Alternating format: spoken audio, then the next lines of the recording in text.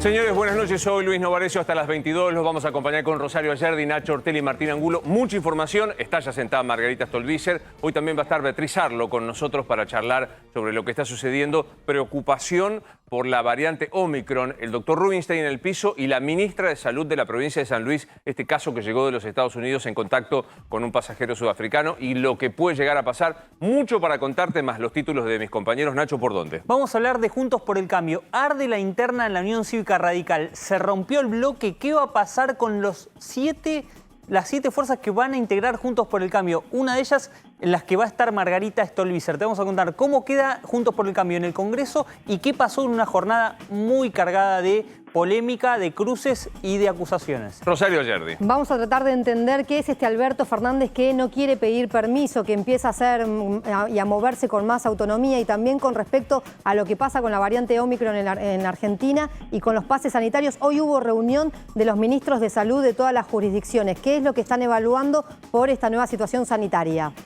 Martín Angulo. Alberto Fernández y Mauricio Macri, presidente de la Nación y expresidente de la Nación, fueron hoy a la justicia en dos causas que tienen. Alberto Fernández en la causa del Olivos Gate, Mauricio Macri en la causa por el Ara San Juan. Vamos a estar contando qué presentaciones hicieron los dos y cómo siguen a partir ya del año que viene cada uno de esos expedientes. 4 puntos centrales en la información. El primero, el estudio de A24, que lo estás viendo en este momento. Nos vamos ahora a otra movilización muy potente que se produjo hoy en pleno centro de la ciudad de Buenos Aires. Había amenazas de huelga de hambre. ¿Qué pasa a esta hora? Lo sabe Cristian Balbo. Buenas noches, señor. ¿Cómo le va? Buenas noches, Luis. Colegas, 6 horas estuvieron cortando el trazado de la avenida 9 de Julio, mano hacia Avellaneda. La Federación Nacional de Trabajadores se acaban de retirar. Hubo un principio de acuerdo, recibieron una notificación por parte del Ministerio de Desarrollo Social, donde ya adelantaron que les van a dar el alta al plan Potenciar Trabajo en el 3.000 casos. Estamos hablando de que van a recibir 16.000 pesos. Estas personas que van a recibir este plan Potenciar Trabajo se dedican, por un lado, en distintos municipios a lo que tiene que ver con el mantenimiento del espacio público, y por otro lado hay otro grupo que se dedica a tareas de producción como por ejemplo carpintería y herrería. Se fueron con el acta firmada. Te repito, son al menos 3.000 planes Potenciar Trabajo que a partir del mes de diciembre se van a sumar a lo que ya tenían, pero claro, ocasionó serios inconvenientes en el tráfico durante toda la tarde de hoy, en esta jornada de lunes, en lo que fue mano hacia Avellaneda. En un momento amenazaron con acampar, también amenazaron con huelga de hambre, hasta que finalmente a las 7:30 de la tarde, Luis, bajaron funcionarios del Ministerio de Desarrollo Social con el acta firmada, escueto de 2 líneas, la leyeron aquí en el marco de una asamblea y se retiraron de manera pacífica. En estos momentos el tránsito de la avenida 9 de Julio, para que lo sepa la audiencia, es absolutamente normal, tanto para el tráfico vehicular como también lo que tiene que ver con el Metrobús si uno está transitando en colectivo. Bien, Cristian, nos quedamos allí. Cualquier novedad volvemos, por supuesto, a lo que fue la manifestación. Nos vamos ahora a un episodio que tiene que ver, que mezcla alguna creencia religiosa con delitos, porque en un templo Hare Krishna se denunció la trata de personas. Está allí Liliana Caruso. Hola, Lili, buenas noches. ¿Cómo estás? ¿Qué tal, Luis? Muy buenas noches. Te voy a hacer una corrección. Es Ava Krishna. Fíjate, es totalmente diferente, porque los que realmente siguen o por lo menos pregonan el Hare Krishna dicen con estos que están acá, nosotros no tenemos nada que ver. Y tiene que ver con eso esta investigación. Lo hizo una investigación que hizo un juez de Morón, el juez Rodríguez, juez federal, con respecto a lo que pasaba en este lugar de González Catán. Era una especie de templo, un centro budista, pero muy extraño, hasta un ecoparque, así se llamaba. ¿Por qué? Porque acá lo que había era realmente trata de personas, que mezclaba el Hare Krishna de alguna forma, pero llamándose Ava Krishna, porque ponían además imágenes religiosas, no solamente las imágenes hindúes, hablaban de padre, por ejemplo, cuando esta religión, si se quiere, no la utiliza. Y este era el centro donde, ¿qué hacían? Captaban a gente vulnerable, gente con problemas, ya sea psicológico, psiquiátrico, gente que estaba mal, gente que estaba en la calle, vulnerable también por el tema de las drogas. ¿Y qué hacían? Los hacían entrar aquí, a esta especie de templo que ahora vos ves está clausurado. ¿Para qué? Para que una vez que sean captados, someterlos a la servidumbre. Esta era una parte de lo que se investigó. La otra parte era, una vez que estaban aquí y que entraban, los alejaban de la familia. La familia era lo peor, lo que podés pensar, Luis, como un lavado de cerebro. Y después, buscarles un trabajo, pero del sueldo que ganaban, Sí. en realidad, Aldo, de 66 años, que manejaba este grupo, Ava Krishna, se quedaba con la mitad, Luis. Y Déjame aquellos preguntarte que esto, estaban acá... Lili, ¿es Sí. ABBA como el conjunto Sí. de música? ABBA, igual. A, B larga, A. De esa forma, con una B al revés. Exactamente. Por eso empezó a llamar mucho la atención y por eso aquellos que profesan el Hare Krishna dicen, con esta gente nosotros no tenemos que ver. Porque Claro. además nosotros no tenemos imágenes de Cristo religiosa. Y aquí empezaron a incorporar esas cosas. Medicina ayurvédica, por ejemplo, templos espirituales, hacían retiros espirituales. Y vos fijate, no sé si se llega a ver por la noche, porque esto es todo un bosque, es maravilloso este predio. Pero claro, era tentador para entrar y pensar que vivían con la naturaleza, porque se hacían retiros espirituales, se hacía, por ejemplo, aperturas de chakras, decían, meditación, sanación, centros mantras. Pero la verdad atrás de estas paredes y estas imágenes que vos estás viendo ahora, había un lugar de trata de personas. Se sometía a la gente, se le sacaba el dinero, se le lavaba la cabeza y así fueron rescatadas por lo menos una decena de personas de aquí, hombres y mujeres. Pero nos contaban que las mujeres eran las que más sufrían porque hasta en algún momento se les decía con quién tenían que juntarse, de quién debían ser novios, por ejemplo. Es decir, perdían totalmente su libertad, por eso te digo que había un lavado de cerebro. El hombre de 66 años está detenido, 5 allanamientos, pero además hay mujeres que estaban con él y otros hombres que también fueron detenidos. Ahora esta investigación, dicen, recién empieza, Luis, Sí. pero la verdad que es más que llamativa, ¿no? Sí, la verdad que qué Sí. cosa esto del abuso de creencias religiosas. Pido disculpas porque el error Sí. fue absolutamente mío cuando hablé de Hare Krishna. No. Nada tiene que ver Claro, con yo esto. también. Es otra No, historia. no. Digo, pero que genera como una suerte de vencimiento de defensa. Vos decís, bueno, se trata de un grupo religioso, seguramente quieren lo mejor. Y estábamos Claro. detrás de personas que traficaban dinero, influencias y también sometían a personas, ¿no? Claro, por eso el delito es el delito de trata de persona, de sometimiento. Y ojo que digo, recién empieza porque hace poquitas horas hablé con alguien que había estado acá, que pudo zafar, me dijo, de esta situación y me contaba esto de que podía haber menores también. Y esto es lo que se está investigando también, ¿no? ¿Qué pasó con todos ellos? Porque acá hablaban de una escuela de enseñanza espiritual. Y yo también, fíjate bien el cartel que te estamos mostrando que dice Templo Ava Krishna. Y justamente yo pensé en un momento que era el Hare Krishna y empecé a buscar. Ava quiere decir maestro en arameo. Padre en arameo. Y es un término que el Hare Krishna no utiliza. Y el centro que está en colegiales, por ejemplo, de Hare Krishna, no tiene nada que ver con esto. Claro. Y aparte, Ahora, me acá decías- Sí. Me decías, Liliana, Sí. que se detuvieron a 5 personas, todas mayores. Sí, La 5 acusación personas. es concreta penalmente hoy. ¿Cuál es, Liliana? Sí, es reducción a la servidumbre, a la esclavitud. Seguramente va a ser estafa, porque con algunos han hecho alguna estafa, y por supuesto el delito de trata de persona. En realidad eso es hasta ahora de lo que se sabe. Ahora esta investigación, como te decía, hay que ver, porque la gente que venía acá, que tenía el dinero de su trabajo, pero volvía siempre acá porque además no tenía dónde ir. Y yo preguntaba, pero ¿cuál era la estrategia? ¿Por qué la gente si iba a trabajar no se podía ir? Claro. Porque ya era alejada de su familia y no tenía lugar, tenía que volver acá, tenía que volver al templo, a estas sesiones, pero acá eran sometidas, como te decían, los obligaban a trabajar en algunos casos, a trabajar la tierra y todo lo que se producía, se lo quedaba este señor, que ¿sabés qué hacía? Le mandaba plata, me decían, a Córdoba a su hijo. La plata que él juntaba era para mandársela a su hijo. Y hablamos de que aquí, en este lugar, pudo haber en algún momento más de 100 personas. Algunas zafaron, otras, bueno, se quedaron aquí. Tenían distintas casas, por ejemplo, acá había mujeres, a la vuelta había hombres, y bueno, fueron rescatadas y ahora deberá ser el Departamento de Trata de Personas de la Policía Federal la que debe investigar para ver cómo era este sometimiento y, por supuesto, el juez Rodríguez llevarlo, en todo caso, a juicio, si esto se comprueba, a este padre, no sabemos si llamarlo así, pero bueno, esto era lo que significa la palabra ABA, pero esta es una investigación que recién está comenzando, Luis. Gracias, Liliana. Vamos a volver enseguida allí a este lugar. Nos quedamos con otro policial, el tercero de los puntos esta noche, antes de conversar con Margarita, y tiene que ver con prácticamente la privación de la libertad de una madre y de una hija. Está cubriendo el tema Martín Rojas. Hola, Martín, buenas noches.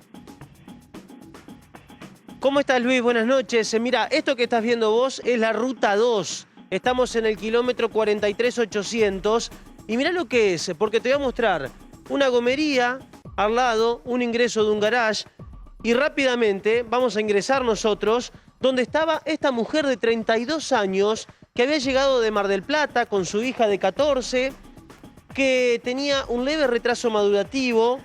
Había conocido una persona, a un hombre de Feliciano, de 47 años, por Facebook, por las redes sociales. ¿Cuántas veces, Luis, hemos hablado de este tema de cómo se conocen las personas por las redes sociales y después terminan pasando cosas como estas?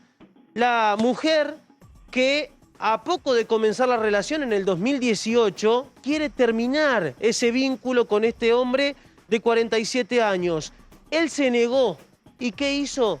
Las dejó encerradas en esta casilla de madera que comenzó a alquilar por aquellos años. Solamente las dejaba salir una vez al mes para cobrar una asignación universal por hijo y nada más. Estaban prisioneras en este lugar hasta que la mujer, después de un descuido de este hombre, pudo sacar el teléfono celular, mandó un mensaje, comenzó a llamar al municipio. Mirá lo que es adentro, Luis, adentro de esta casilla.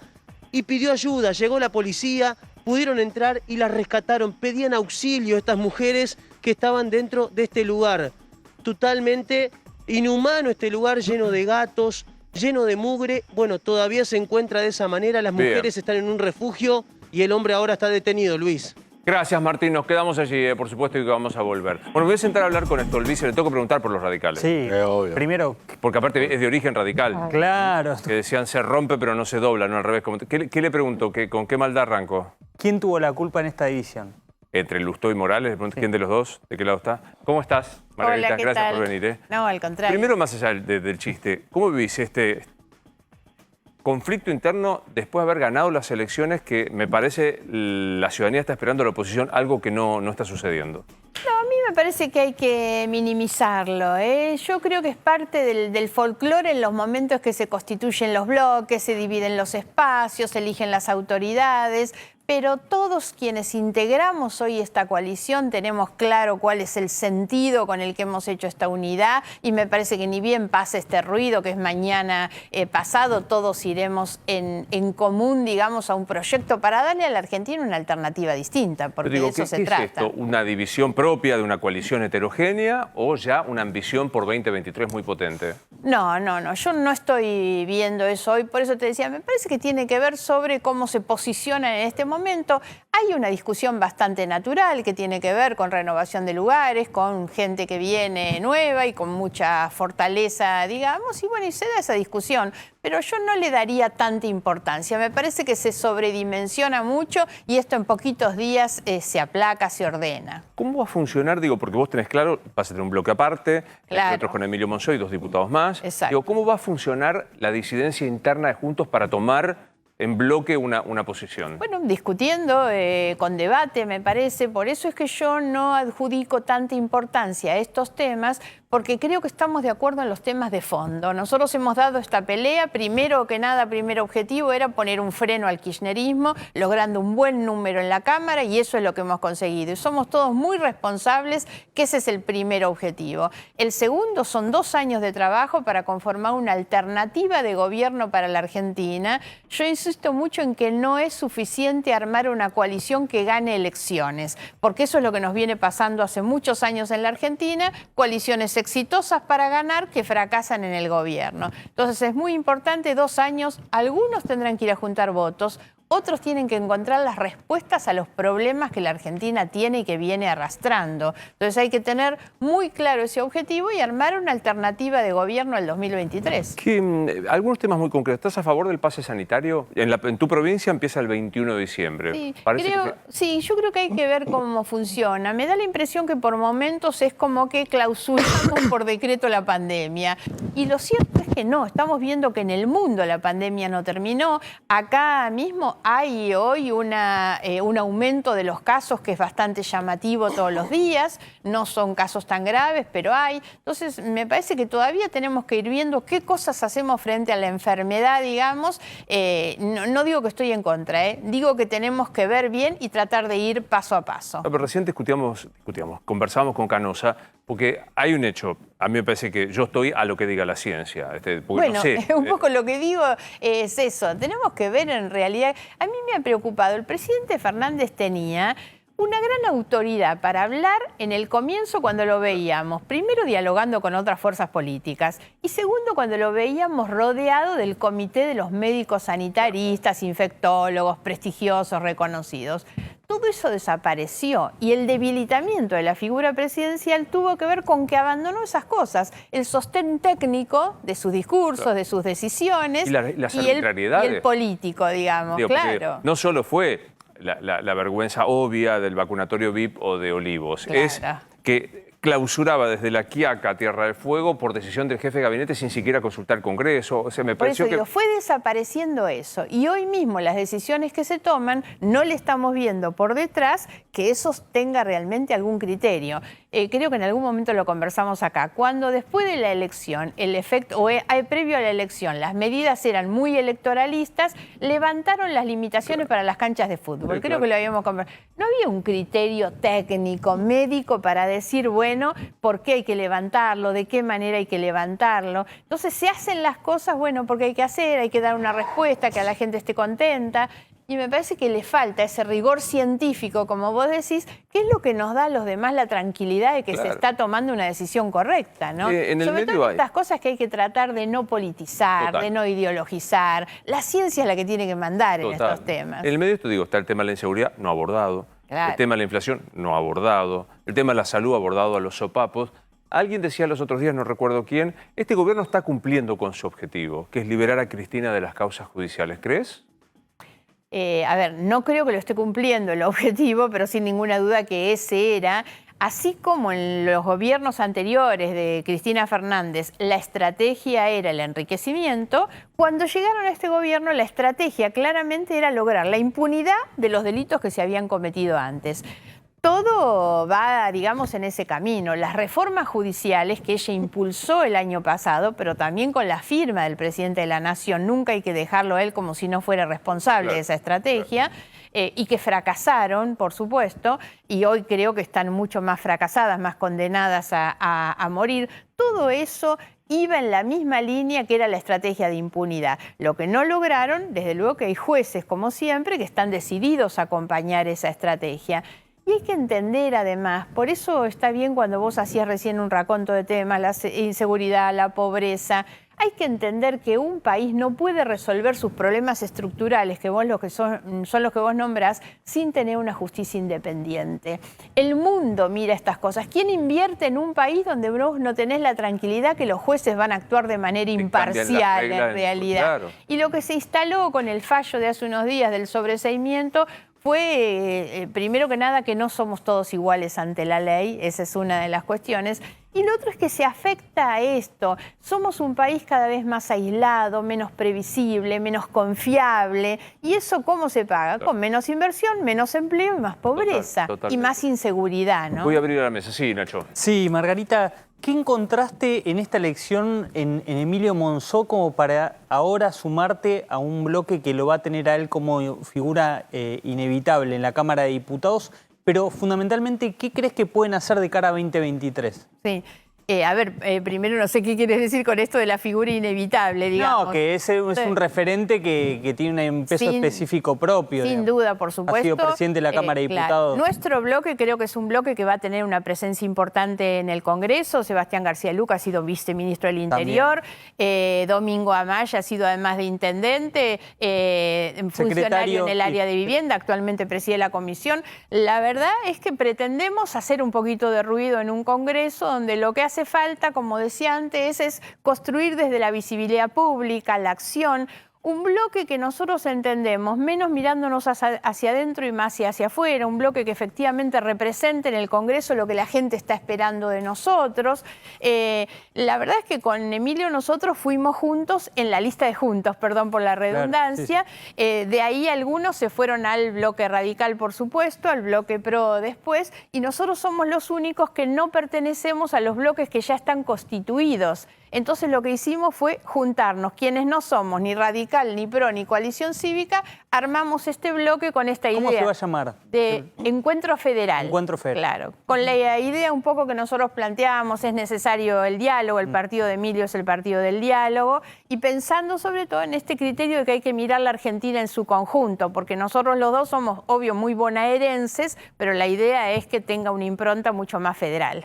¿Y crees que van a ser escuchados dentro del bloque? Vos sos muy crítica de la justicia y demás, incluso quizás en lo que pasa también con las causas de Mauricio Macri. ¿Crees que si vas a plantear o que podés llegar a plantear una agenda judicial, podés ser escuchado dentro de este Juntos por el Cambio? Sí, sí, por supuesto, porque además tenemos todos una buena relación y todos, como dije antes, queremos lo mismo. Entonces, las discusiones se saldan en la medida en que pueda haber debate. Yo creo que hay mucho respeto entre todos los integrantes de este interbloque. Con respecto a la justicia, ¿crees que muy en el grande PRO y muy quieren diverso. lo mismo? Bueno, vamos a tratar. Yo llego con la discusión, siempre digo que mis temas son justicia y transparencia, digamos, en conjunto, y la idea de una justicia independiente, sobre todo. Eso es lo que nosotros tenemos que garantizar.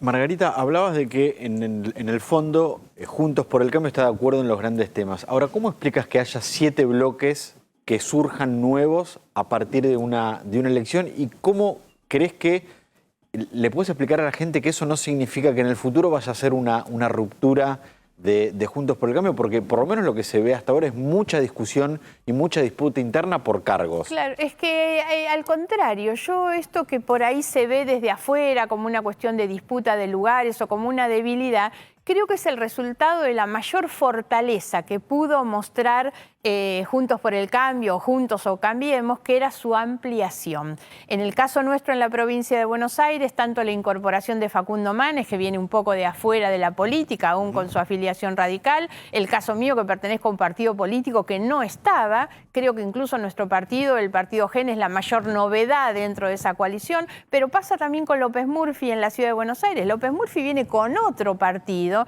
entonces es lógico, por eso yo lo veo como muy natural, que cada cual va a ir teniendo su representación sabiendo que hay un paraguas que es el interbloque de Juntos por el Cambio. Ahora, no sé, no en tu caso puntual, pero desde la oposición, cuando esto mismo ocurre en el oficialismo, dicen que hay internas. Es que internas hay y no nos tiene que asustar. La elección PASO es una gran cosa, digamos. O sea, yo siempre dije que no me gusta la PASO como obligatoria, pero digo que la forma en que los partidos dirimen sus espacios de poder es buena y es parte del ejercicio de la democracia interna y de la diversidad. Si un valor y una riqueza tiene Juntos por el Cambio es la diversidad de su composición. Las coaliciones son así. En las coaliciones no piensan todos igual. En la provincia... ¿no? Me parece que fue el motivo por el cual se generó lo que se generó Juntos. Exactamente, se ganó la elección por la decisión de ampliar la coalición, exactamente. Y sobre todo lo de Manes fue un gran inspirador para la gente que no viene de la política. Y esto hay que mirarlo al 2023, cómo la coalición tiene que seguir ampliándose. Ahora, pensando en esto que está pasando, ¿no? Yo digo, a mí me impacta que no se están ocupando de las cosas. O sea, pues si seguimos discutiendo, ahora viene la política, que si el 10 de diciembre va a haber un acto, que si Lula, que si las relaciones... Pero digo, el tema concreto, no hay un plan antiinflacionario. Convendrás conmigo que no hay la menor idea. Yo tomo siempre eso y digo, el problema hoy principal a atender y a resolver, encontrar una solución, es la inflación, porque es lo que nos toca a todos los argentinos en nuestro bolsillo, en nuestra vida cotidiana, y es lo que impide además crecer, producir, generar empleo. Cuando planteo como los objetivos nuestros, es decir, algunos tienen que conseguir voto en otros 2 años, otros tienen que encontrar la respuesta, la solución a ese problema y a algún otro. No podemos llegar al gobierno sin saber qué hacer con la inflación. Me parece que estos son los temas centrales. Hay que poner en prioridad de la agenda cuáles son esos problemas que además no se han sabido resolver antes. Lo que aparte, digo, de todas las encuestas, digo, con economía y seguridad, invirtiéndose, agregarle ahora COVID, ponerle como un aditamento. Y cuando hablamos de economía, economía es inflación y empleo. Sin duda. Esas dos son las cuestiones. Pero ¿cuál es el gobierno? Digo, Feletti congelando, Giorgi yéndose, Sculfa diciendo blanco, le decía, Rosario preguntaba, lo desautoriza a su secretario. Bueno, Guzmán arreglando con el fondo y Máximo haciendo acto en contra del fondo, la verdad. ¿Cuál es el gobierno? Hoy el problema es que el gobierno no tiene conducción, que no sabemos exactamente quién está gobernando, para qué se gobierna. Hay un descontrol muy grande en este gobierno. La debilidad que tiene este gobierno radica sobre todo en eso, en que no hay un rumbo, no se sabe hacia dónde va, no se sabe cuál es el plan, el programa de gobierno. Algo que nosotros reclamamos es eso, necesitas como mínimo tener un plan, un programa. Ahora estamos a la espera de lo que el gobierno ha venido anunciando, que es ese plan plurianual para acompañar el tratamiento del presupuesto y el acuerdo con el fondo. Yo digo, 2 semanas largas. Yo asumo que no se pusieron a trabajar el lunes post-elección el plan plurianual que anunció el presidente el domingo. Asumo que venían laburándolo. Digo, se llamó un diálogo político. ¿Te acordás que cuando viniste la última vez te dijimos, bueno, Massa llamó? No existió, no existió eso directamente. De todos modos, nosotros habíamos puesto siempre nuestras reservas que decíamos, pónganse de acuerdo primero ustedes, porque veíamos un poco esto que vos decís, que son las contradicciones tan grandes. ¿Cómo nos van a llamar a nosotros si no sabemos a dialogar con quién sobre qué es lo que piensa este gobierno? Y la otra cuestión es esa, tiene que haber una agenda concreta. No es la convocatoria al diálogo para la foto de que estamos todos juntos y somos amigos. No, una agenda. Y en la agenda hay que fijar las prioridades en realidad que tienen que ver con lo que le pasa a la gente, ¿no? Total, sí, Nacho. Sí, Margarita, vuelvo al tema de las diferencias de criterios que hay también en Juntos por el Cambio, porque realmente yo te escucho y coincido con vos con que en el oficialismo hay muchas internas. Ahora, en la oposición, tu mirada, por ejemplo, vos tenés pocas cosas que ver con Fernando Iglesias. Vos tenés pocas cosas que ver con la manera de pregonar la solución de la economía con algunos exfuncionarios de Juntos por el Cambio, del gobierno de Macri, y con algunos dirigentes que se alinean detrás de Patricia Bullrich, por ejemplo. Es ahí donde a uno le hace ruido decir, bueno, llegan al gobierno nuevamente. ¿Se va a imponer la mirada, si se quiere, más moderada de tanto vos como Emilio Monzó y de otros dirigentes? ¿O tal vez se va a imponer la que dice shock completamente, ya sabemos de qué se trata, ¿no? Sí. A ver, una primera aclaración es que no es lo mismo la responsabilidad de quien está gobernando está claro. y de quien está en la oposición sobre todo. Te lo pregunto porque vos dijiste, cuando lleguemos al poder tenemos que saber cómo resolver la inflación. Perfecto. Exactamente. A ver, yo no puedo llegar a esta coalición pretendiendo imponer mis criterios. No, pero te pregunto. Iré a discutir mis criterios, sobre todo que yo llego con una agenda de temas, que un poco era lo que decía Rosario, más vinculados con los temas de la justicia, por ejemplo, y bueno, y otros llegan con una agenda que tiene más que ver con lo productivo, con lo económico, y ahí trataremos de discutir un poco todos estos temas. Pero y ahí cuidado que pasó eso, Margarita, en 2015, muchos en Juntos por el Cambio entraron por temas relacionados a la transparencia, a la justicia, y después con el plan económico de Macri se encontraron poco escuchados porque dijeron, es imposible hacer un programa de gobierno en cuanto a la justicia si el gobierno no resuelve la economía. Bueno, hay una cuestión que tuvo, digamos, como problema Juntos por el Cambio, es que no había un acuerdo programático. Claro. Y no había tampoco una alianza de cogobierno entre todas las fuerzas políticas. Hoy me parece que lo importante es reconocer esas situaciones para decir, antes de llegar al 2023, antes de pensar en las candidaturas, lo que tiene que sostener este acuerdo, esta coalición, es realmente un gran acuerdo programático, que es decir, bueno, ¿cuáles van a ser los aspectos del gobierno que tenemos que resolver? ¿Cómo se van a resolver? Yo me animaría a decir incluso quiénes van a ser los eventuales ministros, quiénes van a llevar esto adelante, porque creo que necesitamos darle a la gente esa certeza, que sabemos sabemos para qué queremos llegar y qué es lo que nos comprometemos a hacer en el gobierno, ¿no? Claro, totalmente. Sí. Margarita, el jueves acá Jorge Macri dijo que a él le gustaría que el próximo presidente de la Nación sea un dirigente del PRO. Los radicales dicen que le gustaría que sea un radical. ¿Vos qué perfil de presidente dentro de tu espacio querés que sea el próximo presidente? Primero, la verdad es que no me gusta esa idea de que el que llegue sea el de mi partido, sinceramente. Yo creo que todos tenemos en conjunto que resolver la cuestión de las candidaturas en función de quién represente, refleje de mejor manera posible el programa de gobierno de la coalición y también las expectativas de la sociedad, porque a veces hay que mirar mucho en el afuera. Yo he conversado con ustedes antes de ahora, durante la PASO, que a mí me entusiasma la idea de Facundo Manes, porque yo creo que hay que llegar al 2023 haciendo una gran convocatoria ciudadana, tratando que muchos ciudadanos y ciudadanas que no están involucrados en la política. Hoy es un error pensar que las coaliciones se pueden hacer solamente entre partidos políticos, no es saber si sumo un peronista de acá y un radical de allá o un pro. Es necesario reconstruir una épica ciudadana donde el ciudadano común se involucre mucho más. Hoy hay un descreimiento muy grande en la política en general y esto tiene que ver con que los ciudadanos nos ven a nosotros cada vez más lejos, lo que decía Luis hace un rato, de su agenda, de sus preocupaciones. Hay que tratar de unir eso. Y los liderazgos, las candidaturas, tienen que naturalmente ser los que representan mucho más ese sentimiento de la sociedad que no los partidos tirando para ver si es el mío, digamos. Totalmente. Margarita, un placer como siempre. Gracias. Lanzo tu candidatura a ministra de la Corte. Gracias por la generosidad, gracias por la invitación. Por favor. Nos vamos a San Luis. Allí está Daniel Rodríguez, es nuestro corresponsal. La gran preocupación bueno, llegó la variante Omicron en Argentina. Es la primera que está detectada, digo bien, es la primera detectada, Rosario, ¿no? Sí, así es un ciudadano de San Luis que venía de viaje, en realidad vino vía Estados Unidos de Sudáfrica, que se hizo los PCRs negativos, había dado negativo, pero después se enteró que sus compañeros habían dado positivo, por lo cual avisó, se hizo un nuevo PCR, siempre estuvo en aislamiento, por lo cual hay también dos personas que están aisladas junto a él.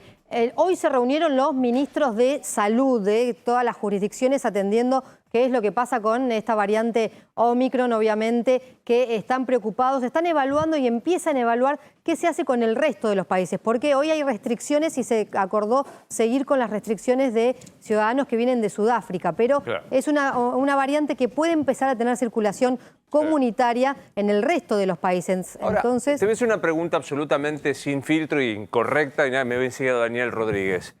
¿Existe en el horizonte de las autoridades el cierre de fronteras?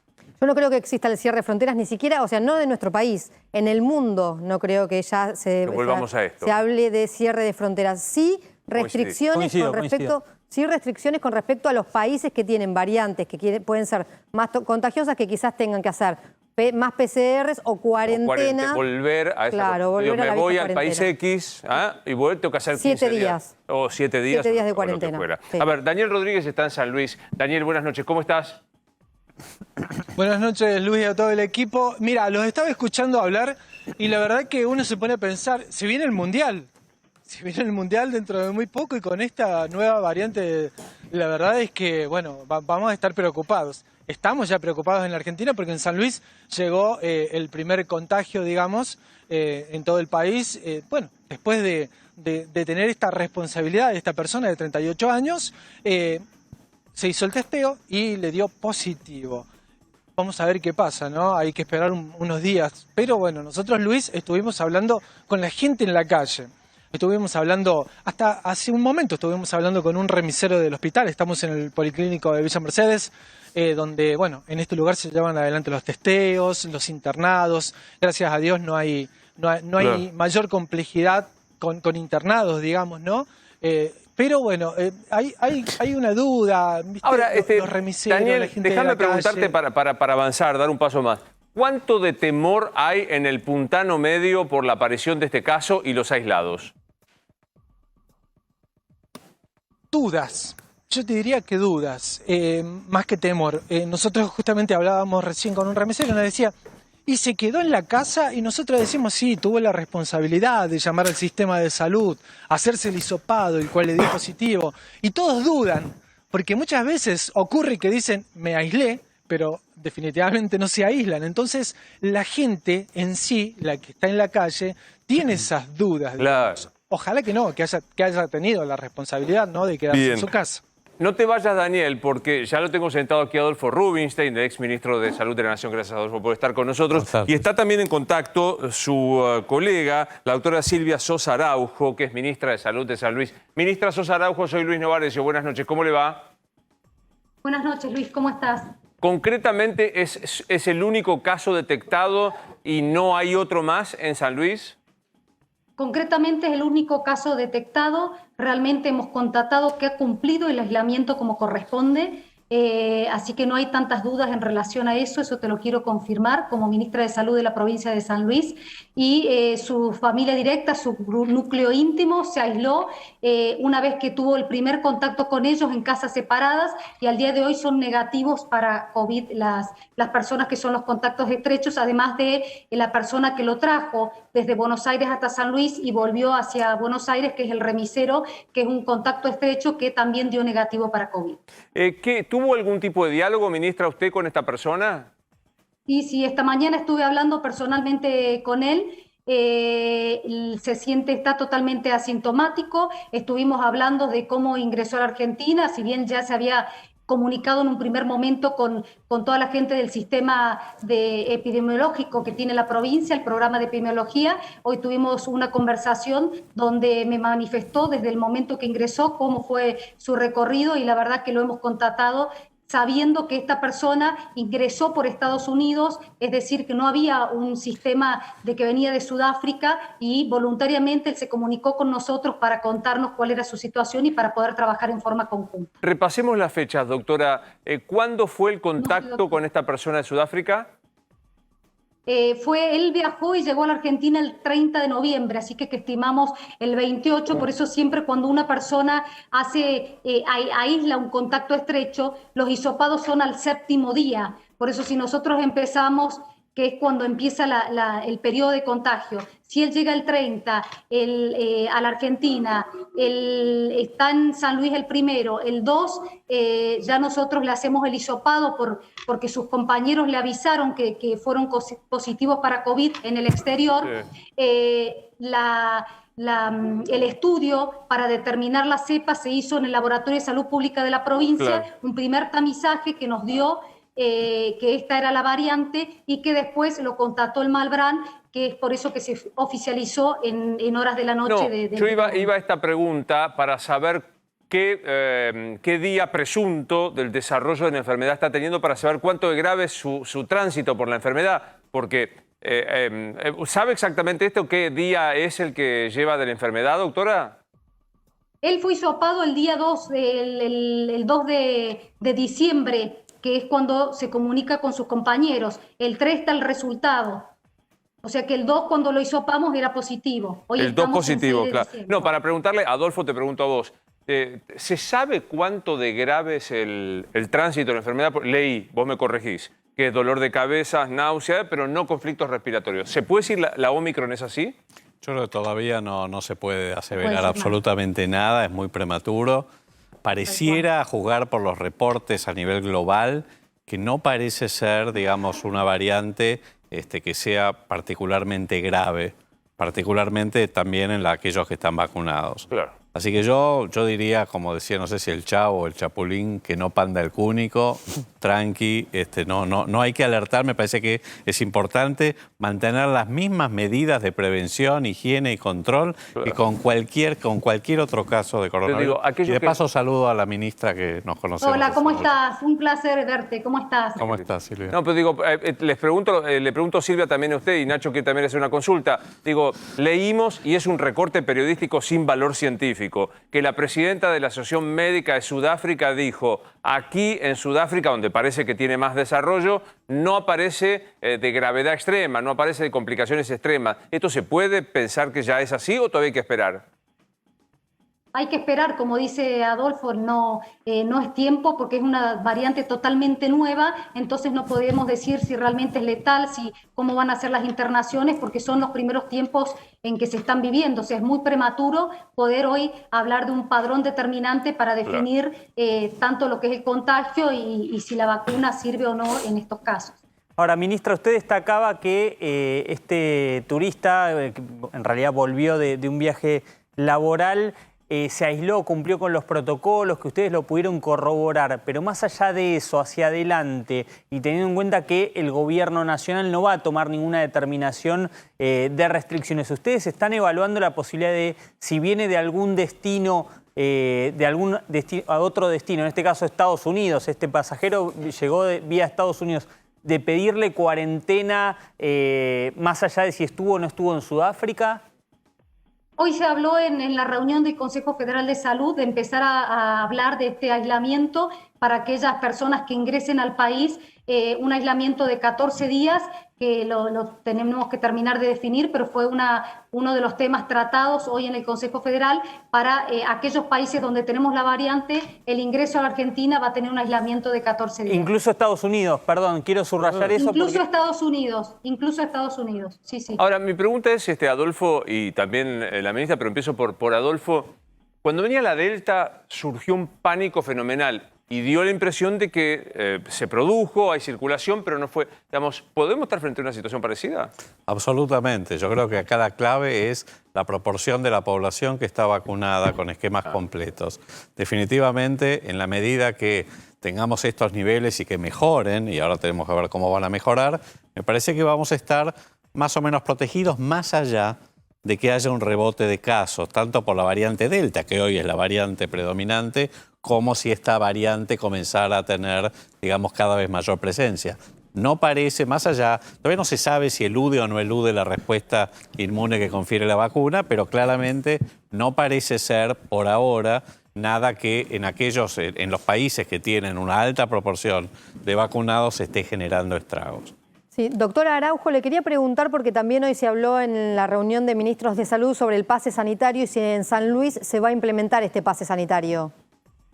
Bueno, estábamos esperando el decreto de Nación para ver cuál es el alcance que tiene a los efectos de poder estudiarlo, porque bueno, le va a dar la potestad, como los otros decretos de necesidad de urgencia, a cada jurisdicción, de acuerdo a su impronta, de poder ampliarlo o restringirlo, así que tenemos que esperar el decreto definitivo para saber si vamos a aplicar el mismo o vamos a tomar alguna otra medida. ¿Pero usted es proclive a que tiene que haber un pase sanitario? Nosotros tenemos un altísimo porcentaje de vacunación en la provincia. Nosotros tenemos nuestro sistema de la app, una tarjeta verde para las personas que están vacunadas, y hay muchísimos locales que en forma privada los están pidiendo para resguardarse ellos mismos. Como provincia no hemos obligado a nadie a presentar este pase sanitario, llamémoslo de alguna manera, que es nuestra tarjeta verde que tenemos en la aplicación, quienes hemos completado los esquemas de vacunación, y como te digo, hay algunos lugares que lo están pidiendo, pero por resguardo propio. Ayúdeme con las cifras, doctora, para recordar qué porcentaje de vacunados con todo el esquema tienen en San Luis. 79% de la población ya tiene esquema completo. Es una de las provincias que mejor está vacunando, y la verdad que desde el primer momento la sociedad no hemos tenido ningún conflicto en cuanto a la vacunación, y hemos llegado absolutamente a todos los rincones de la provincia, pero bueno, estamos trabajando para que aquellas personas que todavía no han iniciado su esquema lo inicien, y aquellos que no lo han completado lo completen por todas estas variantes que se están presentando. Ministra, buenas noches. ¿Sabe si esta persona que dio positivo de Omicron en el viaje que hizo desde la Argentina hacia la Argentina, los pasajeros de ese avión o con los que estuvo más cercano fueron aislados? ¿Las autoridades estuvieron en contacto para saber cómo es su situación? Está trabajando la Nación en relación a los pasajeros de ese avión. Nosotros estamos trabajando desde el ingreso a la provincia con este pasajero. Claro, totalmente. Adolfo, digamos, un 79% de, como dice San Luis, es inmunidad de rebaño. Sí, mira, si vos pensás, tenés en cuenta ese 79% que dice la ministra y probablemente, digamos, la población que ya ha adquirido la infección, aunque tengan un alto grado de solapamiento, probablemente estemos en niveles de inmunidad de rebaño muy, muy altos, incluso arriba de eso. Yo creo que es, digamos, si uno lo considera en realidad, en general para las vacunas, claramente es muy alto. Sí, sí. Sí. Doctora, como usted me cae muy bien, al doctor Rubinstein me da más miedo hacerle esta pregunta que le voy a hacer. En lo personal, quiero representar a más de 4. Me pudrí con el coronavirus. O sea, es una cosa del cuento de nunca acabar. ¿Usted tiene alguna idea en serio, es una cosa que no termina nunca esto? No. ¿Cuándo termina, para decirlo torpemente? Y bueno, ojalá todos pudiésemos saber cuándo termina. Lo importante, como decía recién Adolfo, son los cuidados personales, el uso del tapaboca, el distanciamiento, la ventilación y sobre todo el testeo. Nosotros en la provincia de San Luis tenemos un altísimo nivel de testeo que es gratis, PCR, no solamente en el hospital de Villa Mercedes, donde ustedes estaban viendo, en distintos lugares de la provincia, y eso hace que podamos tener controlado todo el estatus sanitario, atento a la gran cantidad de personas que se hisopan diariamente por esta política que hacemos de saber quién es positivo, sobre todo en este caso particular donde, y lo pudimos comprobar cuando tuvimos el primer brote, que muchas de las personas que en ese momento no estaban vacunadas eran asintomáticas las que se hisopaban. Entonces, no solamente hay que esperar a tener síntomas para hisoparse, sino que tenemos que recurrir a los centros de testeo para poder controlar. Es que lo aprendimos tanto, ¿no? Testeo masivo, aislamiento y trazabilidad. Déjeme preguntarle a su conciudadano coprovinciano Daniel allí. Aquí en la capital me parece que el uso del barbijo, el distanciamiento está bastante relajado. ¿Qué pasa allí, Daniel, en tu provincia? Bueno, mira, Luis, casualmente nosotros hemos estado el fin de semana. Hay que decir que la concientización de parte del gobierno, del Ministerio de Salud, es muy buena. Están todo el tiempo con publicidad y con que tapate la boca, usá el tapaboca cuando entres a lugares cerrados. Sinceramente, lo que nosotros vimos es que la gente se ha dejado un poco de lado todo esto, se ha tranquilizado, está como un poco, viste, como ya no pasa más nada. Entonces es un deber nuestro concientizar y decir que se use el tapaboca y que se use el alcohol en gel y el lavado de manos. Sinceramente ha bajado muchísimo el uso del tapaboca en todos los lugares cerrados, digamos, boliches, bailes, bares y todo esto. Daniel, gracias de nuestra parte. Nacho quería preguntarle, ministra, algo más. Sí, ministra, en la reunión hoy de los ministros de Salud, ¿se dijo cuándo se va a hacer el anuncio respecto a los 14 días de cuarentena para aquellos pasajeros que vuelvan de países como Estados Unidos? ¿Esto ya se decidió?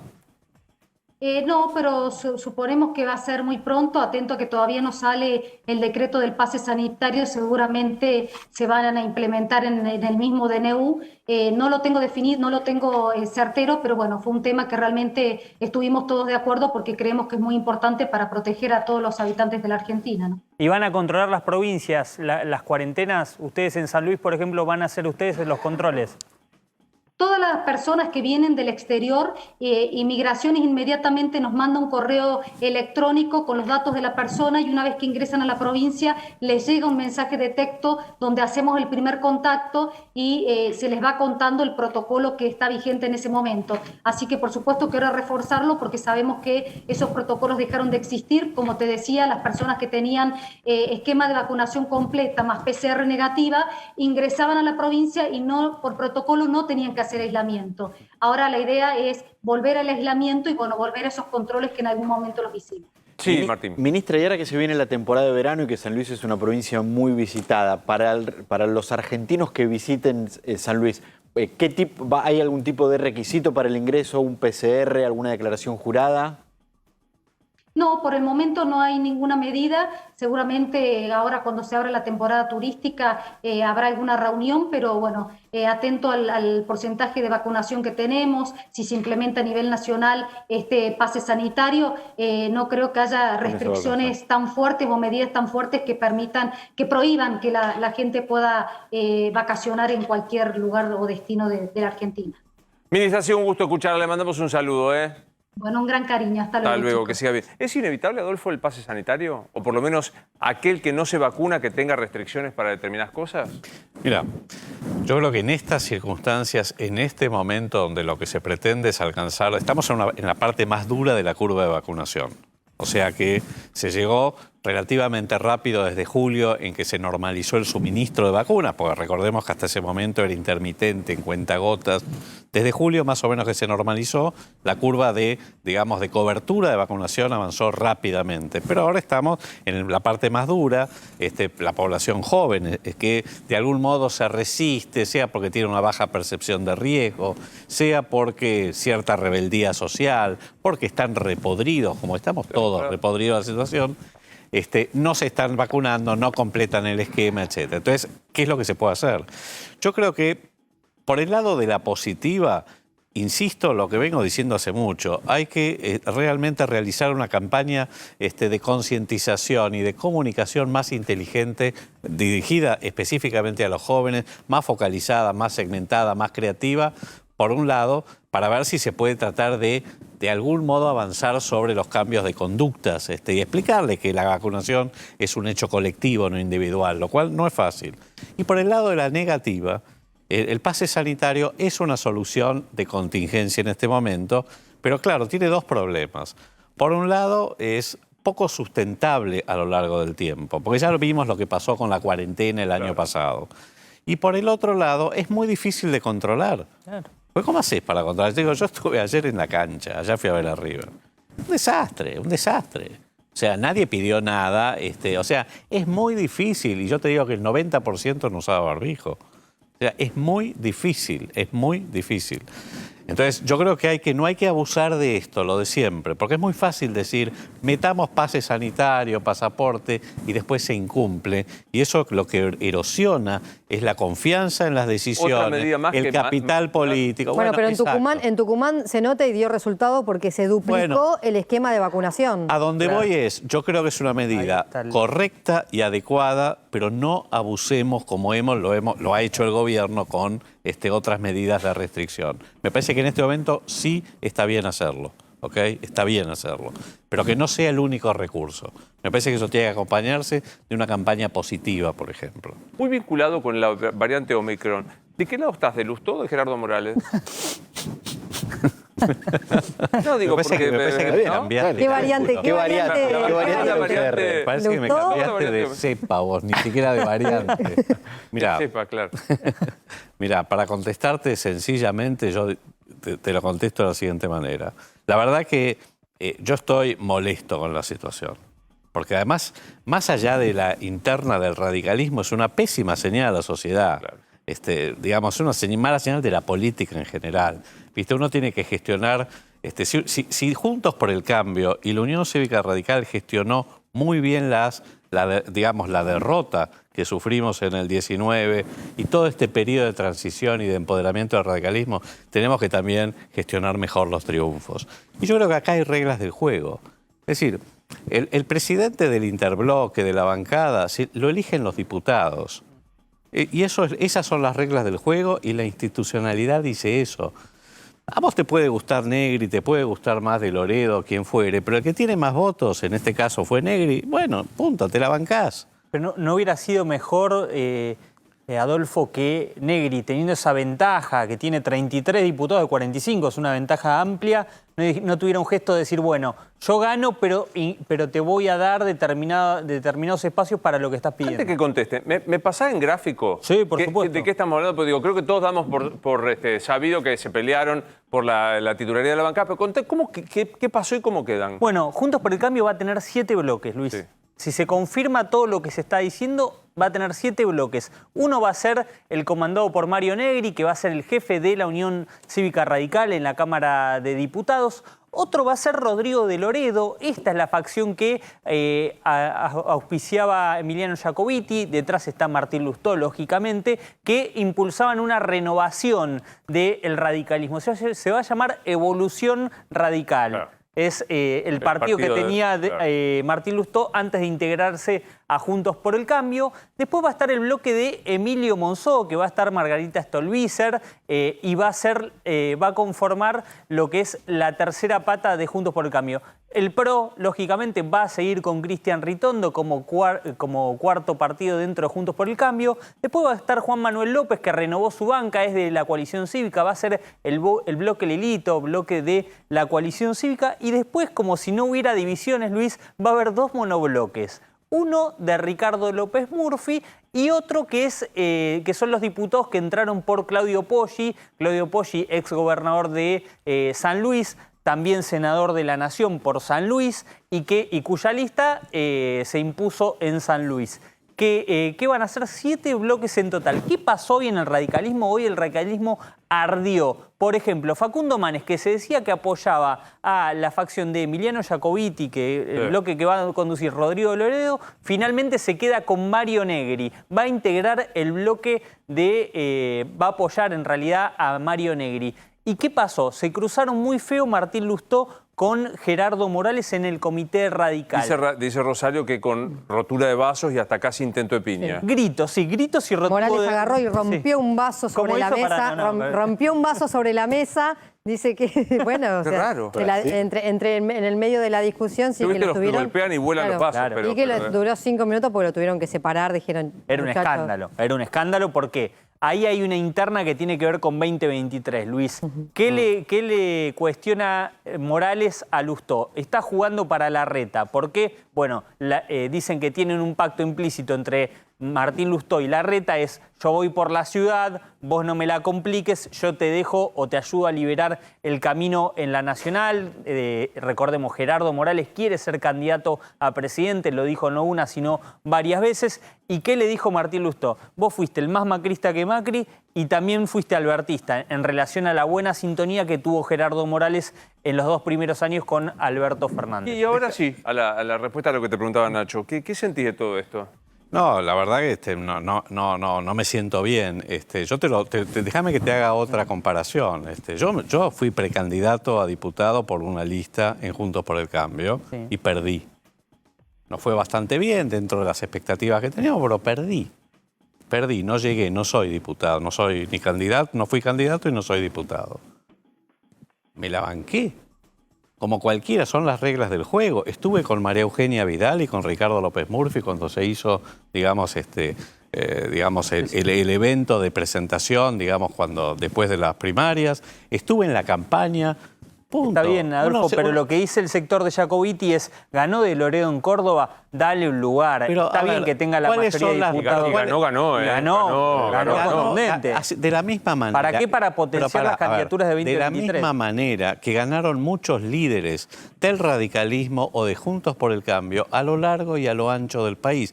¿Qué es lo que se está eligiendo? Se está eligiendo una persona que tenga los atributos para poder dialogar, negociar, consensuar. Los diputados, que son los electores, decidieron que fuera mayoritariamente Mario Negri. Punto. Esas son las reglas del juego. Bancátela. Totalmente.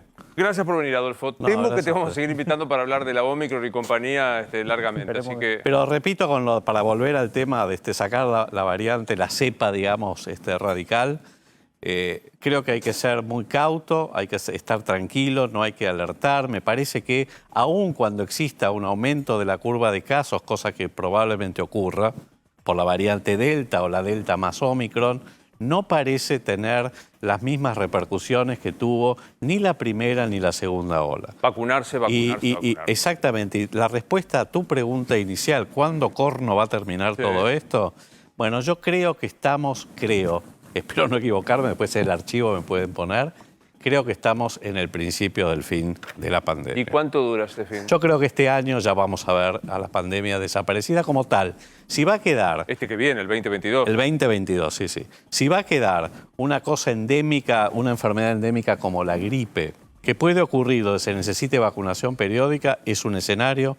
Otro escenario es de que sigan apareciendo variantes y en la medida que no esté vacunado todo el mundo, y hablo de África sobre todo, que es donde ha aparecido esta nueva variante, donde solo el 10% del África subsahariana está vacunado con una dosis, por eso aparece esto. Aún Sudáfrica, que es el país más desarrollado, no llega al 30% con una dosis.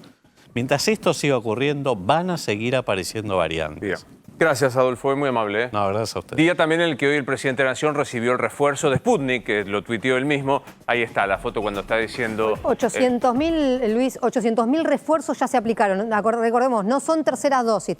Nunca la voy a aprender. Terceras dosis son los que tuvieron que tener el esquema completo, es decir, Sinopharm, que no estaba completo por 2 vacunas. Estos son refuerzos, es decir, que tuvieron su esquema completo de Sputnik o de AstraZeneca y son los mayores de 60 que empezaron a recibir, además de los trabajadores de la salud, el refuerzo. O sea, el que recibe, tenía el esquema completo, que era el presidente, 2 Sputnik, y ahora recibe una tercera, se llama refuerzo. Refuerzo, 800.000 ya se dieron en el país. Bien, ahí está. Bueno, refuerzo también de apelación porque el presidente, mandato cumplido, Mauricio Macri, apeló su procesamiento en el Lara San Juan. Exactamente, la semana pasada lo había procesado el juez Martín Bava. Lo que hoy hizo la defensa de Macri fue apelar esta decisión.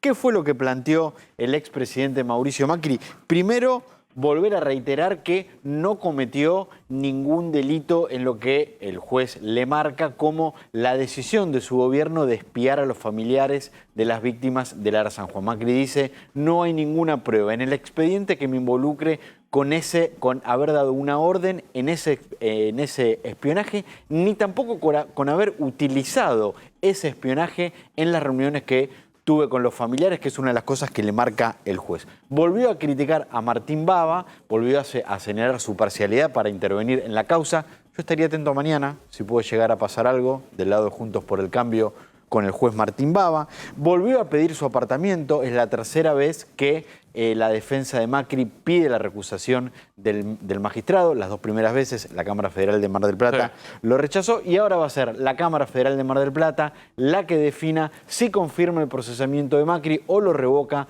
como está pidiendo su defensa, por los tiempos y lo poco que queda de acá a fin de año, porque previo a eso tiene que haber una audiencia, escuchar las partes. Es una decisión que va a quedar para el 2022.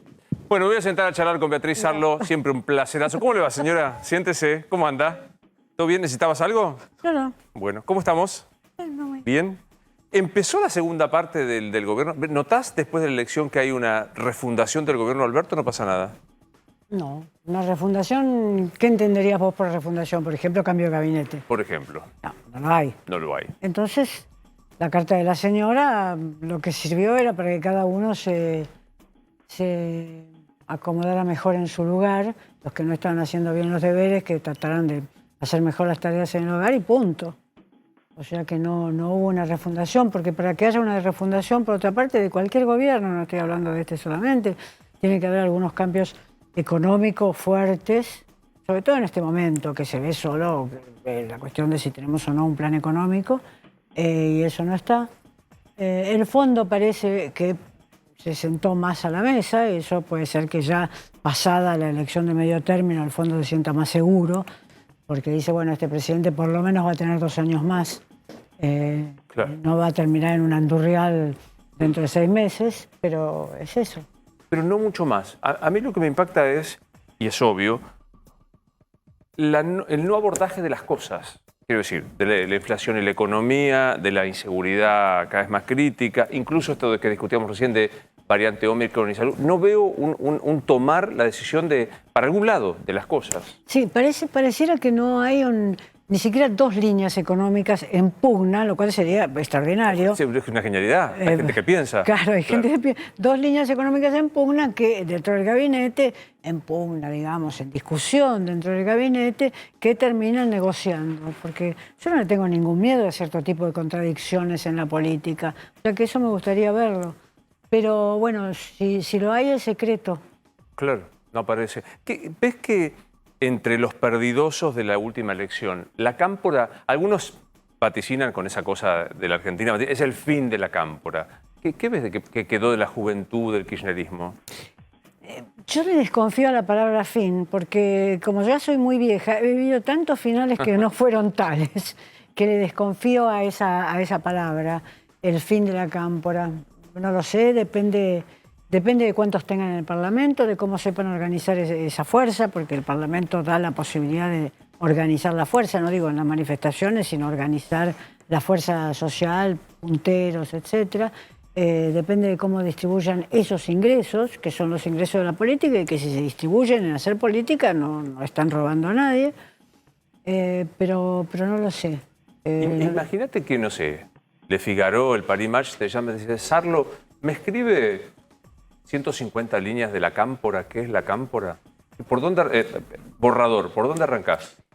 Bueno, arrancaría por el nombre, es decir, con esta tradición peronista de reivindicar siempre etapas de sus gobiernos o de su propia historia que tienen 50 años o 40. Es decir, Cámpora, que fue un político muy respetable, es un político que murió hace muchos años, que fue exiliado, que primero fue presidente durante 45 días o 41 días, luego tuvo que exiliarse. Vivió en el exilio, donde fue muy respetado por el resto de los exiliados de todos los colores. Lo respetaron por su carácter democrático y por su bonomía. Volvió de ese exilio y no tuvo ninguna chance más, digamos. Hay una obsesión del peronismo, sobre todo más romántico, más que se define como revolucionario transgresor, de mirar siempre hacia atrás. O sea, que su referencia es el pasado antes que el futuro, ¿no? Sí, es como si Macron estuviera siempre hablando, no sé, de Gaulle. Es como si estuvieran hablando así de ese pasado. Pero lo que pasa es que al ser un país en proceso de deterioro, como es la Argentina, vos sabés que mi posición es pesimista frente a la historia de los últimos 4 o 5 décadas. O sea, al ser un país en posición de deterioro, en pendiente hacia abajo, uno se agarra de la parte de arriba de la pared, aunque quede colgando y con los pies en el aire. Y esa es la reacción que se produce, es decir, hablar de un pasado con yo no sé si con la ilusión o simplemente para hacer discurso de que algo de eso puede volver. Yo pienso que ya eso no vuelve, que la Argentina no se recupera a ser lo que fue, que la Argentina pensó que era más de lo que era y no logró alcanzar a ser ni siquiera aquella que pensó que era. Qué dolorosamente interesante lo que decís. Primero, si tenés una mirada pesimista, sí, lo único que se ha sostenido a lo largo de todo este tiempo es la decadencia. No te quepa en verdad, es una gran frase, Luis, te la copio. Nada, me la indujiste vos. Decadencia sostenida. Me la indujiste, claro. Pero digo, lo único que se ha sostenido es la decadencia. Y tenés una mirada pesimista de cómo sigue esto.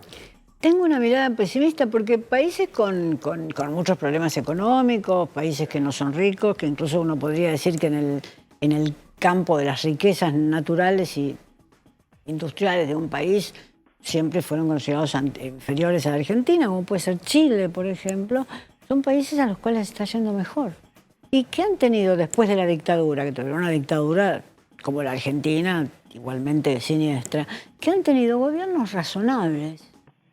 Una muy buena presidenta como Bachelet, que es reconocida hoy en el mundo, es nuestra Angela Merkel latinoamericana, Bachelet. Hasta se parecen, digamos. Pero han tenido gobiernos razonables. De la democracia cristiana o del Frente Socialdemócrata o Socialista chileno. Nosotros no, lo mismo los uruguayos. El Frente Amplio Uruguayo se sostiene, se sostuvo décadas. Incluso con reglas internas de cómo se dirimen las candidaturas. Digo, esto no hay que mirar a Alemania, hay que mirar apenas Por supuesto, mirar a Alemania sería en un momento de borrachera política que yo haría únicamente. La Argentina también tuvo en esto de mirar la decadencia una diplomacia que era ejemplo en el planeta. Digo, principios del siglo pasado, hay cláusulas del derecho internacional que son cláusulas argentinas, de diplomáticos argentinos. Sin duda. Un premio Nobel, alguien que ganó un premio Nobel por ser diplomático, claro. O sea, sin duda eso lo tuvo. Pero ahí estás hablando del comienzo del siglo XX. Yo casi no quiero hablar porque la Argentina estaba entre los 15 primeras naciones del mundo.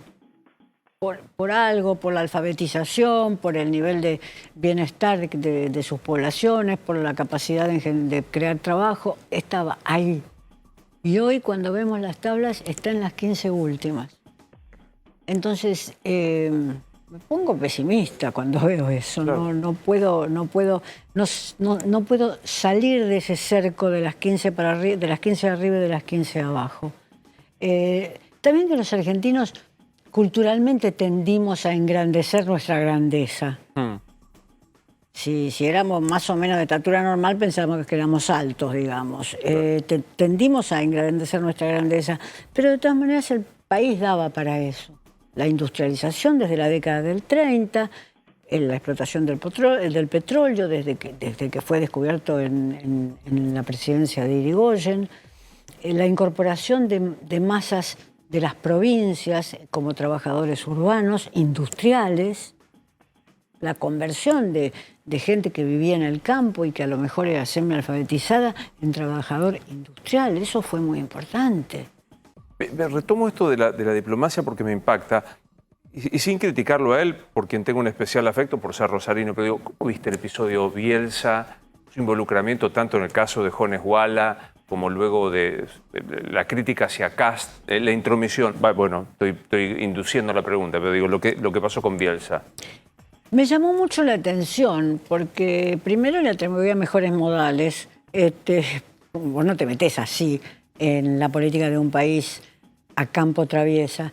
Y en segundo lugar creí que sabía más de cuáles eran los límites de un representante de la Argentina respecto de un país con el cual nos une una cantidad de lazos fuertes, además de algunos conflictos que también fueron fuertes en su momento y entre Alfonsín y Menem ayudaron a que se saliera adelante de esos conflictos.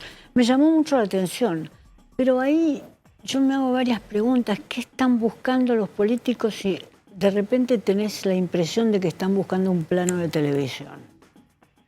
No es que digan, salgo a buscar el plano de televisión, sino que la conducta parece encaminada a que eso vaya a un plano de televisión. O un plano de televisión, o a reportajes en la radio, lo que sea. ¿Qué están buscando? Cuando vos mirás las noticias de otros países altamente televisionados como Estados Unidos, vos ves que solo los líderes muy fuertes son los que aparecen permanentemente en los medios. Empezando por el presidente de la República, que por otra parte no va a sitcoms, tiene reuniones con periodistas fuera de la Casa Blanca, esa famosa imagen que vemos en las películas, no necesariamente ni siquiera en noticieros, que el presidente sale, hay un atril y los periodistas a una distancia razonable lo interrogan. Mientras que acá el tráfico constante con el mundo de las informaciones, aunque creo que es darle un nombre demasiado engrandecido, de otro tipo de gestión de la ambición política. Gestión de la ambición política. Sí. Que se cree que se gestiona por la televisión. Preséntate diputado, qué es eso. Claro.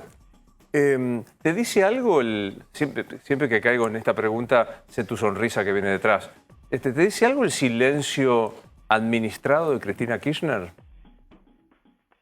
Bueno, sería una prueba de que es una excelente oradora. Porque los buenos oradores también saben callar, digamos. Sería una prueba de eso.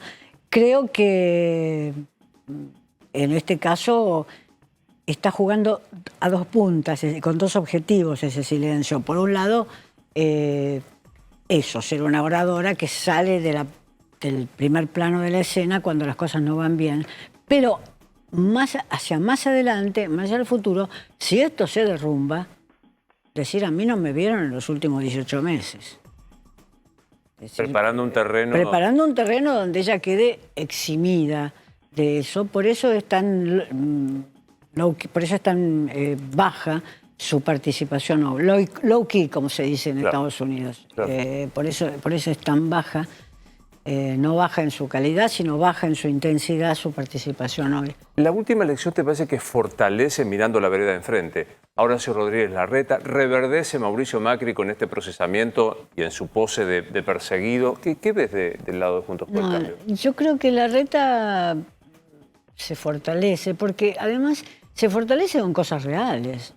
Fue un buen administrador de la Ciudad de Buenos Aires. Entonces, la cuestión ahí de si ahora hace una alianza con María Eugenia Vidal o no la hace, pero que se junten lo que la gente considera los mejores, es razonable.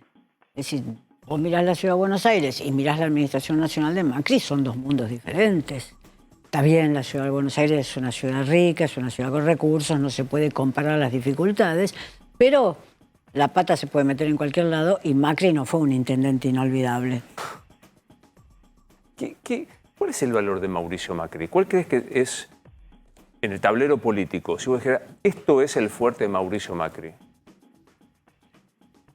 La credibilidad, la gente le cree cuando habla de felicidad. Salí a la calle vos y hablá de felicidad, a ver si te creen. ¿Qué le pasa? ¿Qué le pasa a Novarecio? La gente le cree cuando habla de felicidad, cosa que a otros políticos no le creerían. Vos te imaginás a Negri, un político que yo respeto muchísimo, o a Schiaretti, otro político que respeto, diciendo que quieren la felicidad de los cordobeses o la felicidad de los santafesinos. No es verosímil. A políticos muy eficaces como Rodríguez, como los Rodríguez Sá en San Luis, no hablan nunca de la felicidad. No sé ni siquiera si la buscan, pero quiero decir, esa palabra en Macri es verosímil, quizás porque no tiene otras en su vocabulario. Y entonces queda fortalecida por toda la pulsión que le pone a la única que tiene. Claro. Si a Cristina le atribuimos el silencio para hacerse extrañar o preparar el yo no tengo nada que ver, en Macri hablar de la felicidad habla un poco de su carencia más profunda. Y sí, vos recordás la campaña con Scioli, ¿te acordás? Sí, claro. Eso era un torneo de mediocridades. Ese fue un torneo de mediocridades. No estoy diciendo quién era peor que el otro, pero era un torneo de mediocridades en un país que había tenido grandes políticos que aspiraron a la presidencia de la República, que la ganaron o lo que no la ganaron es otra cosa. Incluyo en eso a Menem. Digo, el populismo de Menem estaba basado en una serie de cualidades que el populismo que expresaba estaba basado en una serie de cualidades que él hacía visibles en los medios de comunicación. Qué interesante. ¿Sabés qué me quedé pensando en esto que vos decías de nuestros vecinos que tienen gobiernos razonables, creo que utilizaste la expresión? Me parece que Larreta encontró ahí un valor que él puede mostrar, sin grandes dotes de orador, sin grandes épicas. Me parece que él se quiere perfilar hacia la razonabilidad, ¿no? Sí, y uno dice, ojalá le fuera bien. Ahora uno dice, ¿por qué los uruguayos siempre han tendido a tener gobiernos racionales y los chilenos también y los argentinos nunca? A lo mejor es difícil que a Larreta le vaya bien porque la cultura política argentina es más fachera, no lo sé. Qué hermoso título para un ensayo. La cultura política, que podría ir en este artículo que te pidió el Figaro, el Paris, no sé, cualquiera, explicando la cámpora, podrías decir, la cultura argentina es más fachera. Vos decime cómo se dice en francés, ¿eh? Ah, je ne sais pas. No sé, como fachero no tengo idea cómo se dice en francés. ¿Cómo se dirá? Qui lo sa, ¿no es cierto? Qui lo sa este tema. Decís, soy vieja y nada, y no lo sos porque estás súper vital. Pero si viniese un pibe de 20 años, que dice, Sarlo, yo la leo, deme algún motivo para pensar de que este país tiene una salida razonable. ¿Encontrás alguno? Si tiene 20 años, podría armar un mapa, porque si tiene 20 años quiere decir que puede trabajar los próximos 20 para llegar a los 40 con un país que a lo mejor responde a sus expectativas. Y si no responde, por lo menos hizo su aporte como universitario, como técnico o incluso como obrero muy especializado a ese país. Si tiene más de 20 años, me resultaría más difícil no decirle, mira tus posibilidades en todas partes, cosa que no se me hubiera ocurrido nunca, nunca, en mi caso ni en el caso de mi generación, por supuesto. Me parecía muy bien que la gente se fuera, pero yo antes de irme a la Argentina me hacía el harakiri, me hacía un harakiri porteño, porque pensaba que mi destino estaba acá y que la Argentina salía de las dictaduras, que las íbamos a vencer, etc. Como mucha gente, por otra parte, se quedó de las organizaciones. Pero hoy ya no podría decirle eso, no podría ejercer esa presión. Entonces, ¿es la primera vez en tu historia personal que la salida de fíjate por afuera aparece como un algo, ¿no? Me resultaría hipócrita. Si la conversación va para ese lado, decirle, no, bueno, fíjate a la Argentina, etcétera, me resultaría hipócrita. Le haría todas las advertencias posibles para que no termine vendiendo billuta en Barcelona, porque también hay muchos argentinos vendiendo billuta en Barcelona. Le haría todas las advertencias posibles, le preguntaría cuántas lenguas europeas habla, le haría todas esas advertencias que son necesarias. Tampoco se trata de que hoy un pibe con cierta educación de la Argentina se vaya a vender billuta a la Barcelona. Pero una vez hechas esas advertencias me resultaría difícil hacer el discurso que yo podía hacer en los años 80. Bueno, vamos a lo que importa, que es en realidad nuestra excusa para encontrarnos. ¿Qué estás leyendo? ¿Qué vas a recomendar? Ay, bueno, hoy te voy a recomendar un libro de crítica literaria. Porque yo sé que se lee muy poco la crítica literaria, pero hay quizás el más grande autor argentino de los últimos 50 años, que para mí fue Juan José Saer. Acaba de salir un libro de Martín Prieto, un comprovinciano Claro, tuyo. obvio. Era de Cerodino, que era, Saer era de Cerodino, y Aprieto, que no sé si de Rosario, pero escribía en Rosario seguro, no me acuerdo. Creo que es rosarino, Sí, no quiero meter la pata. Se va a enojar si lo despojamos de la nacionalidad. Claro. Sí. Es un libro de Martín Prieto excelente y muy legible para quien no lea sobre literatura. Es un libro sobre Saer que se puede leer a medida que uno va tomando las novelas que Prieto va considerando en ese libro. Entonces dije, ¿por qué no nombrar un libro de crítica que se puede leer y ser un enorme sostén para leer al más grande autor argentino de los últimos 50 años? Nada menos. Y una persona tan encantadora, Saer, un tipo... Divertido. Muy divertido. Bueno, yo voy a recomendar, por supuesto, siempre digo La Máquina Cultural porque me gusta mucho, porque hay que leerlo, si no les pasan muchas cosas, de una tal Beatriz Arlo, y el Borges en las orillas, que a mí me parece que es un librazo. ¿Cuándo vamos a hacer un programa solo de hablar de Borges? Uy, qué lindo. ¿No que sí? Sí. Digo, claro. Yo digo buenas noches y empiezo a anotar. Sí, mostramos todas las fotos y todo, sí, qué lindo. ¿Borges es? ¿Borges es? Lo que se te ocurra. Borges es aquello que los argentinos no pensábamos que íbamos a tener, porque nosotros decíamos, tenemos grandes poetas como Lugones, grandes poetas como Girondo, y de repente este que venía más de costado, más sin ser percibido, en los 50 eclosiona. No es que no haya publicado cosas geniales antes de los 50, pero en los 50 ya eclosiona. Es publicado en Francia en ese momento, y esas traducciones francesas creo que también ayudaron, porque viste que los argentinos tenemos nuestra debilidad. No Borges por el francés, pero el resto de los argentinos Sí, claro. tenemos nuestra debilidad. Borges es aquello que no pensábamos tener. Nada menos. Y nos lo mandó Dios. ¿Viste? ¿Crees en Dios? No. ¿Te consideras agnóstica o atea? Atea es muy filosófico, en el sentido de que tendría que sentar y hacer la discusión y me supera mi corta capacidad filosófica, pero sí, para abreviar, como agnóstica decimos los intelectuales. Para abreviar, si me preguntan por la calle, digo atea. Está muy bien. Me gusta verte siempre. Buen año, porque asumo que no nos vemos antes de fin de año y es un honor. Nos vamos de vacaciones, Luis. Nos vamos de vacaciones. Esa es otra opción, irnos de vacaciones por ahí a algún lugar y cruzarnos y charlar sobre esta... Eso sería fantástico. Eso es una buena Yo opción. me voy a Córdoba siempre, así que Ya lo sé. Lo mejor para vos, es un honor que vengas a este programa, de verdad. ¿eh? igual para vos, Luis. Igual. Gracias. Pequeña pausa. El presidente designó abogado en el Olivos Gate, Martín. Exactamente. Hasta ahora, Alberto Fernández se defendía solo en la causa. No tenía abogados. Hoy se presentó en la causa y designó a dos abogados, Fabián Musso y Marcelo Antonio Esgro. Son muy poco conocidos para la gente, pero tienen una particularidad que los une con Alberto Fernández.